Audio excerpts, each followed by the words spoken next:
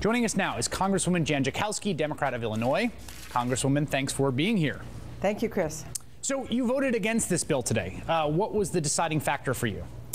Well, the deciding factor really gets down to what you were talking about, the fact that all of the cuts come from people who have already sacrificed so much. Middle-class people, our senior citizens, poor people, all the people that we should be protecting, and not a hair from the head of a millionaire or billionaire, as you said, not one penny from the wealthiest Americans. But you know, you asked a really important question. Are we capable of raising taxes? And if you ask the American people, you know, do you want higher taxes? They say no. Do you want a balanced budget? They say yes.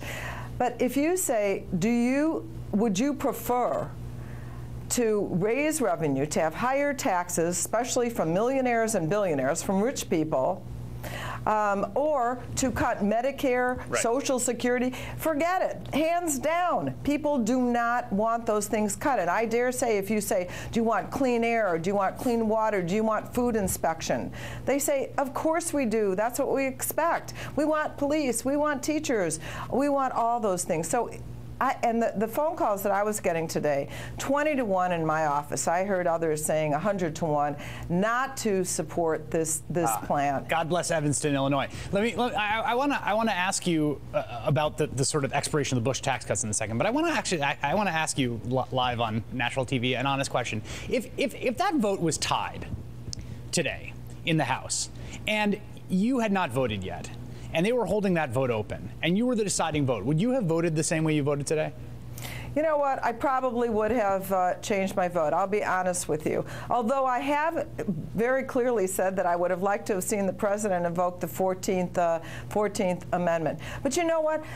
People have voted against debt ceilings before to make a very clear statement, that, you know, we don't want to have a deal that is a bad deal. The president himself did it, but we never obstructed actually raising that debt ceiling. So, you know, there would have been a lot of pressure to... There would have. And this strikes me in some ways and this relates to the expiration of the Bush tax cuts. And I'm not saying I would have done any differently in your position, but this strikes me as exactly the asymmetry that gets us into this position, because I think if I asked that same question of a lot of those freshmen in the Tea Party, you know, about the earlier bill they voted down, they would have said, hey, screw it. I would have voted no and damn the consequences. If that's the dynamic when we come up to the expiration of the Bush tax cuts, what says that's going to be any different?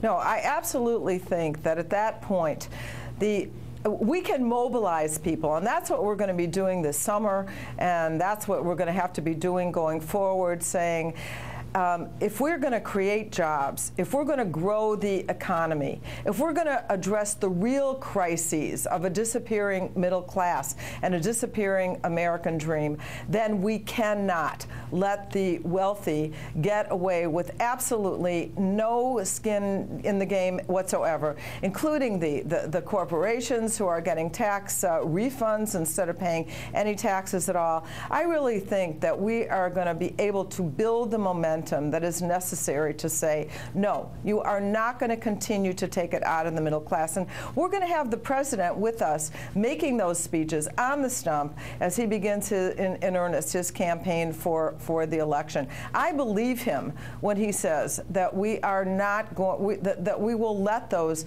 tax cuts expire unless there is some serious tax reform. And I certainly would recommend and introduced a bill, my Fairness and Taxation Act, that taxes the millionaires and billionaires more.